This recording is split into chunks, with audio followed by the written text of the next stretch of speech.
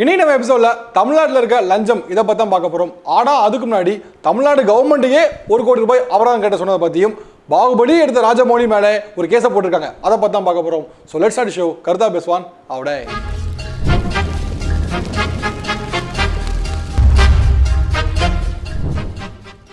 Baahubali to the conclusion அப்படிங்கிற படம் வந்து சமீபத்தில் ரிலீஸ் ஆச்சு. அதில் பாகுபலி அவர்கள் ஜெய் மகேல் மோதி அப்படின்னு சொல்லுவார். அதே மாதிரி கட்டப்பா அவர்கள் வந்து கட்டிக்கா சீக்கடி அப்படின்னு சொல்லி ஒரு இடத்துல சொல்லுவாராம். அந்த வார்த்தை வந்து தெலுங்குல இருக்க குறிப்பிட்ட கம்யூனிட்டியை ஹர்ட் பண்ணுற மாதிரி இருக்கு அப்படின்னு சொல்லி அந்த படத்தை எடுத்தார்ல டைரக்டர் ராஜமௌலி, அவர் மேலே ஒரு கேஸை போட்டிருக்காங்க.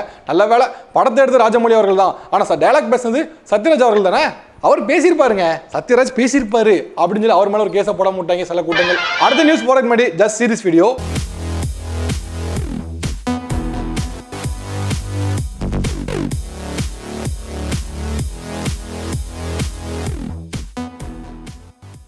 இது ஒன்றும் ஃபார்முலா 1 ரேஸை பஸ்ஸை வச்சு பண்ண ஃபுட்டேஜ் இல்லை, ஃபாஸ்ட் அண்ட் ஃபியூரியஸை இந்தியாவில் ஷூட் பண்ண ஃபுட்டேஜ் இல்லை. இது உண்மையில நடந்துச்சு. எங்கன்னா கோவையில் பொள்ளாச்சி அப்படிங்கிற இடத்துல நடந்திருக்கு. 2 பிரைவேட் பஸ்க்குள்ள போட்டி இருக்கும்ல, அந்த போட்டி காரணமாக 2 பேர் அப்படி விரட்டி போயிருக்காங்க. விரட்டி போகும்போது உள்ள போயிர்கள்லாம் பயத்தில் உறைஞ்சி போயிருந்திருக்காங்க. எய்த்தால வரவங்க பாதி பேர் பாசிங்கில் போயிருக்காங்க. அப்புறம் இது ரொம்ப கம்ப்ளைண்டாக போய் என்ன பண்ணிக்காங்கன்னா அந்த பஸ் ஓட்டினால 2 டிரைவர்ஸ், அந்த 2 டிரைவர் அரெஸ்ட் பண்ணிட்டாங்க. அதுக்கப்புறம் எப்படியே விட்டா நல்லா இருக்குமா? நல்லா இருக்காதுல்ல. அதனால இந்த மாதிரி ரேஷ் டிரைவிங் பண்ணியிருப்பாங்களே, அந்த மாதிரி பண்ணதில் 14 டிரைவர்ஸை கைது பண்ணி வச்சிருக்காங்க. அதுக்கப்புறம் இது இப்படியே விட்டா சரியா வராது அப்படின்னு சொல்லி சப் கலெக்டர் வந்து அங்கே பிரைவேட் பஸ் ஓனர்ஸ்லாம் இருப்பாங்களே, அவங்க எல்லாத்தையும் கூப்பிட்டு ஒரு மீட்டிங் போட்டு நீயா இருக்கட்டும் யாராக இருந்தாலும் சரி இந்த மாதிரி செய்யலாம் பண்ணீங்க அப்படின்னா லைசன்ஸ் கேன்சல் செய்யப்படும் அப்படின்னு சொல்லி மாட்டிருக்காங்க. பொதுவாக நாமெல்லாம் சரியான நேரத்தில் டேக்ஸ் கட்டலன்னு வச்சுக்கோமே, கவர்மெண்ட்லேருந்து நம்மள அபராதம் போடுவாங்க, அதாங்க ஃபைன் போடுவாங்க. இப்போ அவங்க மேலே ஃபைன் போட்டிருக்காங்க. எதுக்கு அப்படின்னா பிரைவேட் காலேஜஸ்லாம் வந்து தங்களோட சீட்டில் 50% சீட்ஸை வந்து கவர்மெண்ட்டுக்கு ஒதுக்கணும், அதாவது கவுன்சிலிங் ஒதுக்கணும். மிச்சருக்கு 50% வந்து என்ஆர்ஐ கோட்டா, மேனேஜ்மெண்ட் கோட்டா இந்த மாதிரி விஷயங்கள் போகும். இந்த 50% இருக்குல்ல கவுன்சிலிங், இந்த விஷயத்தை வந்து கவர்மெண்ட் சரியாக கேட்டு வாங்கல, அதனால தகுதியான மாணவர்களுக்கு சரியான படிப்பு கிடைக்காம போச்சு அப்படின்னு சொல்லி கவர்மெண்ட்டுக்கு 1 கோடி ரூபாய் ஃபைன் போட்டிருக்காங்க. எங்கேருந்து? ஹைகோர்ட்லேருந்து போட்டிருக்காங்க. ஆல்ரெடி தமிழ்நாட்டில் நிறைய பிரச்சனைகள் போயிட்டு இருக்கு. இந்த கடன் தள்ளுபடி செய்யணும், அந்த கடன் தள்ளுபடி செய்யணும் சொல்லி போராடிட்டு இருக்காங்க. அதுக்கே தமிழ்நாடு கவர்மெண்டோட ரியாக்ஷன் இதா தான் இருக்கு. இதுல இந்த பிரச்சனை வேற. இந்த ஃபைனுக்கு தமிழ்நாடு கவர்மெண்ட் எங்க இருந்து கட்டுவாங்க, யார்கிட்ட கேட்பாங்க, எப்படி அடைப்பாங்க? கர்நாடகா சிஎம் சித்தராமையா அவர்கள் வந்து இப்ப ரீசெண்டா பாகுபலி டு த கன்க்ளூஷன் அப்படிங்கிற படத்தை பார்த்திருக்காரு. எங்கன்னா பெரிய மல்டிப்ளெக்ஸ் தியேட்டர்ல குடும்பத்தோட பார்த்திருக்காரு. ஒரு டிக்கெட்டுக்கு 1050 ரூபாய் செலவு பண்ணி பார்த்திருக்காரு. ஏன்னா சிஎம் சினிமா பார்த்ததெல்லாம் பெரிய நியூஸ் சொல்றேன்னு கேட்காதீங்க. ஆமா, அதை ஏன்னா பெரிய நியூஸாக சொல்கிறேன். நம்ம ஆளுங்க ஜல்லிக்கட்டுக்கு போராட்டம் பண்ணிருக்கும் போது நம்ம சிஎம் போய் 1001 படத்தை ஸ்பெஷல் ஷோ போட்டு பார்க்கலையா? அது பெரிய விஷயம் இல்லை. பட் இங்கே ஒரு விஷயம் இருக்குது. கொஞ்ச நாளைக்கு முன்னாடி தான் இந்த தியேட்டரில் ப்ரைஸ் அப்படிங்கிறது, டிக்கெட் ப்ரைஸ் அப்படிங்கிறது ரொம்ப அதிகமாக இருக்குது, மேக்ஸிமம் 200 ரூபா இருந்தால் போதும் அப்படின்னு சொல்லி அதுக்கான இதில் கையெழுத்து போட வரும்போது அலுவல் பணி பின்னால் அழைத்திருக்கு. சரி, இது அப்புறம் கையெழுத்து போட்டுக்கலாம் அப்படின்னு சொல்லி போயிட்டு அப்படி இப்போ அந்த படம் பார்க்கும்போது ஃபீல் பண்ணியிருப்பாப்ல, அன்னைக்கு கையெழுத்து போட்டுருக்கலாம் அப்படின்னு. நான் என்ன சொல்ல வரேன்னா, ஒரு நாள் படத்துக்கு போகும்போது வந்து இந்த மாதிரி விஷயங்கள்லாம் தோணிருக்கும் அப்படின்னா, ஒரு கார்பரேட்டில் மாலுக்கு போயிட்டு கீழே பார்க்கிங் பண்ணும்போது ஐயோ 1 மணி நேரத்துக்கு 150 ரூபா வாங்குறாங்க, ஐயோ பொதுமக்கள் கஷ்டப்படுவாங்களே அப்படின்னு யோசிக்க தோணும். அப்படியே சிபிஎஸ்சி ஸ்கூலில் அவர் பையனை சேர்க்க போகிறான்னு வச்சுக்கோமே, என்னடா இம்பிட்டுக்குள்ளே அடிக்கிறீங்க அப்படின்னு சொல்லி அவருக்கு அது தோண ஆரம்பிச்சிருக்கும். ஸோ இப்படி ஒவ்வொரு பக்கமாக போய் அவர் பப்ளிக்கில் அப்படியே சேர்ந்துருக்கும் போது என்ன ஆகும், மக்களை ஒன்றிடுவார். நிறைய விஷயங்கள் சோஷியல் ரெவல்யூஷனரி விஷயங்கள் நடக்கும். இங்கே இது கர்நாடகா சிஎம் மட்டும் இல்லை, எல்லா சிஎம்க்கும் பொருந்தும், எல்லா ஸ்டேட்டில் உள்ளவங்களும் இந்த மாதிரி நினைக்கலாம். சமீபத்தில் 2 இந்திய ராணுவ வீரர்களை பாகிஸ்தான் ராணுவ வீரர்கள் கொன்று தலை துண்டிச்சு உடல் சிதைச்சிருக்காங்க.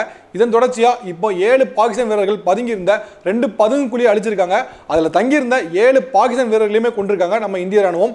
இதுக்கப்புறம் இதை வந்து நிறைய பேர் இது சரியான பதிலடி, இப்படி தான் இது சரியான தீர்வாக இருக்கும் அப்படின்னு நிறைய விஷயம் சொல்கிறாங்க. இதுக்கு சரியான முற்போக்கான தீர்வுன்னு பார்க்க போனால், யார் வாய் பேசணுமோ அவங்க வாய் பேசணும், யார் வாய் திறக்கணுமோ அவங்க வாய் திறக்கணும். இந்த விஷயத்துக்காக அவங்க குரல் ஓசை உயரும் போது தான் குண்டு ஓசை அப்படிங்கிறது கம்மியாகும். பேன் கார்டு எடுக்கிறதுக்கு எதுக்கு ஆதார் கார்டை கட்டாயம் பண்றீங்க அப்படின்னு சொல்லி கோர்ட்டில் நிறைய பேர் கேஸ் போட்டுருந்தாங்க. இப்போ கவர்மெண்ட் தரப்புல இருந்து வக்கீல் என்ன சொல்லியிருக்காங்கன்னா, பேன் கார்டு அப்படிங்கிற விஷயத்தில் நிறைய பேர் சீட் பண்ணுறாங்க, ஒருத்தர் 2-3 பேன் கார்டெலாம் வச்சிருக்காரு, ஸோ அதனால் டேக்ஸ் கட்டாமல் தப்பிச்சிடறாங்க. பட் ஆதார் கார்டு பார்க்க போனால் அது ரொம்ப ஹைலி செக்யூர்ட். ஆதார் கார்டு எடுக்கும் போதே உங்களோட கருவிழி, கைரேகை இந்த மாதிரி விஷயங்களை ரெக்கார்ட் பண்ணுறோம். ஸோ இதை கட்டாயப்படுத்துகிறோம் அப்படிங்கிற பட்சத்தில் பேன் கார்டில் யாரும் சீட் பண்ண முடியாது, ஸோ எல்லாம் டேக்ஸ் கட்டுவாங்க அப்படின்னு சொல்லியிருக்காரு. அது மட்டும் இல்லாமல் சில நாடுகளில் வந்து டிஎன்ஏ டெஸ்ட்டே எடுக்கிறாங்க, ஸோ இந்த மாதிரி விஷயங்கள்லாம் தப்பு இல்லை அப்படிங்கிற மாதிரி சொல்லியிருக்காரு. ஆதார் கார்டு ஹைலி செக்யூர்ட் இந்த மாதிரி விஷயம்லாம் ஒத்துக்கிறோம். ஆனால் கொஞ்ச நாளுக்கு முன்னாடி தான் எங்கள் ஷோவில் தான் சொல்லியிருந்தோம், ஆதார் கார்டை வந்து இறந்து போனாங்களா சில்க் ஸ்மித்தா அவங்களுக்கு கொடுத்தாங்கன்னு. அவங்க இருக்கும் போதே ஆதார் கார்டு வந்துருச்சா? அப்பவே ரெட்டினா எடுத்திருக்கீங்க, கைரேகை எடுத்திருக்கீங்க. இன்னொரு பக்கம் பார்க்க போனால் வந்து attorney general of India Mukul Rohatgi அப்படிங்கிற ஒரு ஒருத்தர் தங்களோட உடலையே வந்து முழுசா உரிமை கோர முடியாது, கவர்மெண்ட்ல இருந்து உங்க உடலை என்னெல்லாம் மார்க்ஸ் இருக்குன்னு கேட்டா நீங்க காமிச்சு தான் ஆகணும் அப்படிங்கிற மாதிரி சொல்லியிருக்காரு. இதுல என்ன பிரச்சனைனா இவ்வளவு பெரிய பொசிஷன்ல இருக்க ஒருத்தர் வந்து இந்த மாதிரி சொல்லாமா அப்படிங்கிறதான் இப்போ சர்ச்சைக்குரிய விஷயமா போயிட்டு இருக்கு. இன்னொரு விஷயம் கேள்விப்பட்டேன், மாட்டுக்கெல்லாம் ஆதார் கார்டு கொடுக்குறாங்களா? எங்க பசின்னு வந்து அதையே சாப்பிட்ருங்க. அது சரி, மனுஷங்க கை நீட்டினா கைரகை எடுத்துருவீங்க, மாட்டுக்கு எப்படி எடுப்பீங்க? இன்னைக்கு நம்ம கருத்துல தமிழ்நாடும் லஞ்சமும் இதை பற்றி தான் பார்க்க போறோம். தமிழ்நாடு லஞ்சம் இந்த மாதிரி விஷயங்கள்ல 3வது இடத்துல இருக்குது, 2வது இடத்துல ஆந்திரா இருக்கு, முதல் இடத்துல கர்நாடகா இருக்குது. முதலிடம் கர்நாடகம் வந்து 77% வந்து அரசு வேலையில் நடக்கணும் அப்படிங்கிற லஞ்சம் கொடுக்கப்படுது. 2வது இடத்துல ஆந்திரா 74% வந்து அரசு வேலையில் நடக்கணும் அப்படிங்கிற லஞ்சம் கொடுக்கப்படுது.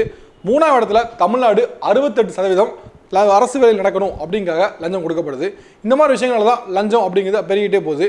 லஞ்சம் அப்படிங்கிறது எங்கே ஸ்டார்ட் ஆகுதுன்னா, ஒரு பிறப்பில் இருந்தோ ஒரு பர்த் சர்டிஃபிகேட் அப்படின்னு விஷயம் ஆரம்பிக்குது. அதுக்கப்புறம் அப்படியே வளருது, டிரைவிங் லைசன்ஸ், ஆர்டிஓ, அங்கே இங்கேன்னு சுற்றி கடைசி டெத் சர்டிஃபிகேட் வரைக்கும் எல்லாத்துக்கும் லஞ்சம் கொடுத்து அப்படியே பழகிடுது.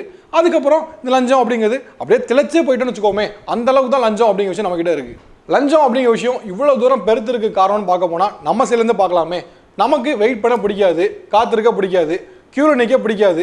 இந்த மாதிரி விஷயங்கள்லாம் நம்ம சீக்கிரம் பண்ணணும், சீக்கிரம் சில விஷயம் கிடைக்கணும் அப்படிங்கிற லஞ்சம் கொடுக்க ஆரம்பிக்கிறோம். அது மட்டும் இல்லாமல் சின்ன சின்ன விதிமீறல்கள், ஹெல்மெட் மாட்டலை அப்படின்னு சொல்லி அதுக்கு லஞ்சம் கொடுக்குறோம். அப்புறம் சின்ன சின்ன டிராஃபிக் ரூல்ஸ் வயலேஷன், இந்த மாதிரி விஷயங்கள் லஞ்சம் கொடுக்குறோம். இந்த மாதிரி சின்ன விஷயங்களை ஆரம்பித்து பத்திரப்பதிவுக்கு லஞ்சம் கொடுக்குறது, அடுத்த நிலத்தை ஆக்கிரமிச்சு லஞ்சம் கொடுக்குறது, இந்த மாதிரி பெரிய பெரிய விஷயம் போயிடுறோம். இந்த மாதிரி லஞ்சம் அப்படிங்கிற நம்ம கிட்ட தான் இருக்கான்னு பார்க்க போனால் ஆப்போசிட் சைட்லையும் இருக்குது. அவங்க எதை சொல்லி லஞ்சம் அப்படிங்கிற டிமாண்ட் பண்ணுறாங்க அப்படின்னா, உன் வேலை தானே செய்கிறேன், எனக்கு காசு கொடுக்கல என்ன குறைஞ்சி போயிடுவேன் அப்படின்னு சொல்லி அப்படி டிமாண்ட் பண்ணுறாங்க. அப்படி இல்லைங்க பட்சத்தில் கவர்மெண்ட்லேருந்து எனக்கு இவ்வளோ தான் சம்பளம் கொடுக்குறாங்க, அதை வச்சு நான் என்ன பண்ணேன் அப்படின்னு சொல்லி அந்த மாதிரி விஷயங்கள்லாம் டிமாண்ட் பண்ணுறாங்க. ஸோ இப்படிங்கிறது லஞ்சம் அப்படி போயிட்டே இருக்குது.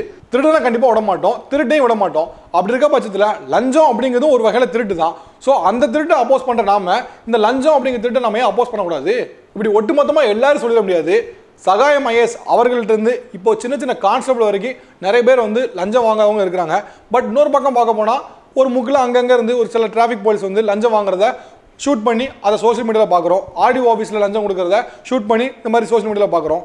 இந்த மாதிரி நிறைய விஷயம் போயிட்டே இருந்தாலும் வந்து இந்த லஞ்சம் அப்படிங்கிறத ஷூட் பண்ணால் மட்டும் அது கம்மியாகாது. நம்மக்கிட்ட இருக்க ரைட்ஸ் நமக்கு தெரிய ஆரம்பிக்கணும்.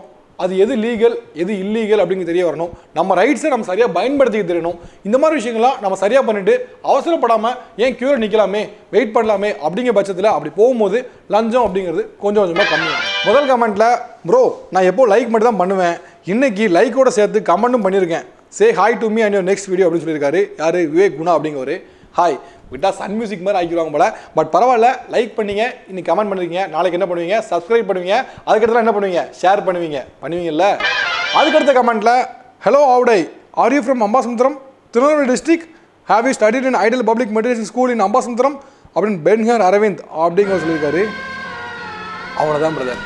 படத்தில் பாட்டு பாடி சேருவாங்கல்ல ரெண்டு ஃப்ரெண்ட்ஸு, அந்த மாதிரி என் ஷோ வச்சு நம்ம ரெண்டும் சேருமோன்னு நினைக்கும் சந்தோஷமாக இருக்குது. ஆனால் பேர் தான் ஞாபகம் இல்லை. சரி பரவாயில்ல விடுப்பா, அடுத்த தடவை வரும்போது நம்ம ரெண்டு பேருக்குள்ள சீக்ரெட் இருக்குல்ல, அந்த சீக்ரெட் அதை சொல்லி ஞாபகப்படுத்திக்கலாம்.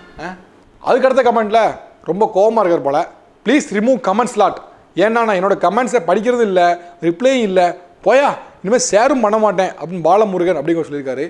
பாஸ் எனக்கு எல்லாரும் கமெண்ட்ஸும் வாசிக்கணும் ஆசை, ஆமாம் உங்கள் மேலே சத்தியமாக வாசிக்கணும் ஆசை, பட் ஆனால் முடியறது இல்லை, டைம் இல்லை, அந்த மாதிரி விஷயங்கள்.